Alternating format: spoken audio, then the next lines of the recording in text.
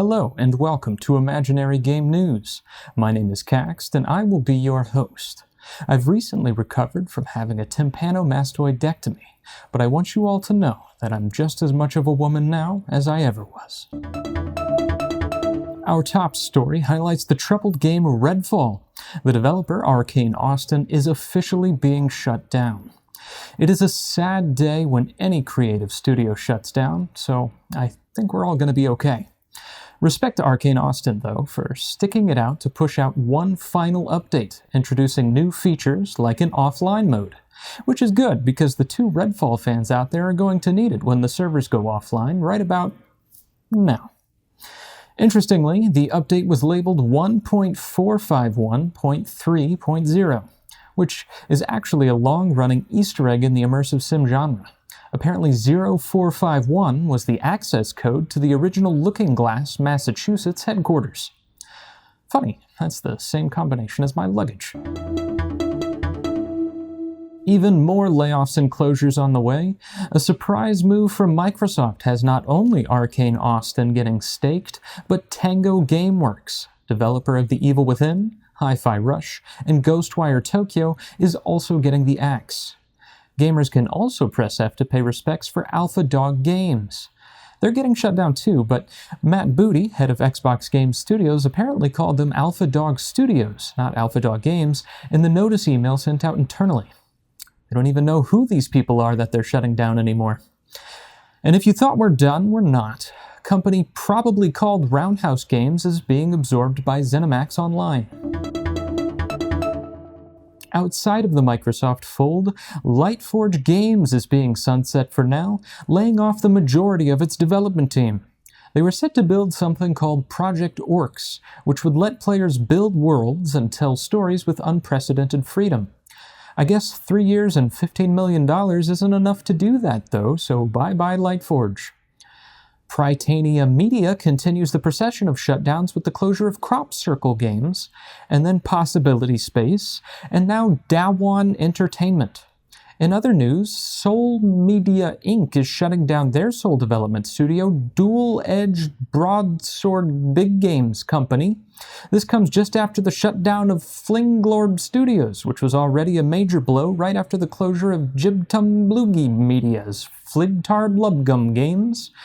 And of course, we can't forget the sad ending of Zegblatt Grikglar Flubidoo Studios. And please do, everybody, press F to pay respects in the comments for Ding Gloom Bloobadoo Games. It's a good day to be a gay Persona fan. Gay Persona modders have finally created a gay mod for PC, allowing you to pursue gay romances between gay Joker and gay Ryuji. According to the possibly gay author of this article, this was the one thing he was most looking forward to with the PC port of the game.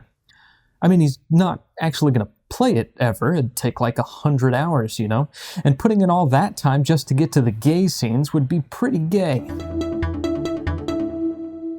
Speaking of gay, drag-themed fighting game Drag Her! Is ceasing development after failing to find the necessary funding.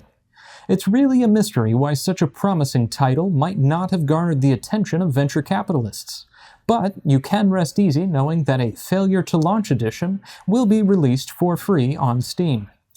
I can't say too much though, because whenever I pitch the design for my game called Drag Her! It never goes over well either.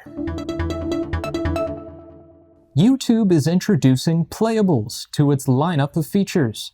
Now, whenever you're bored playing video games and have a video playing on a second monitor, you can now get a third monitor to start playing games when that video gets boring.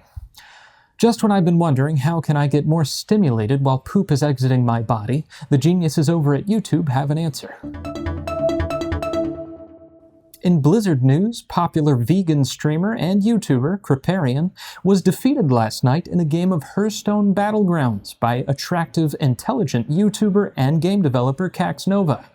While the confrontation was happenstance, witnesses say that Kripp's defeat was brutal, and that he was spanked so hard his hairline receded another 2 inches. He is, of course, Canadian, so 2 inches is half the length of a gerbil minus the tail. And lastly, the voice actor for Shadow the Hedgehog apparently has hours of recorded dialogue of him saying the f word. When they were recording for the eponymous 2005 video game, they did second takes of all the lines adding in f because they weren't sure at the time if they were going to go for an M rating. I, for one, would love to see a remaster of Shadow the Hedgehog where Shadow is constantly telling Sonic to f off. Release the f cut, Sega. You f***ing pussies. I'd like to shout out the Imaginary Game Jam. It's running from June 23rd to July 6th, and I'm putting up $1,000 of my own money to give away as cash prizes.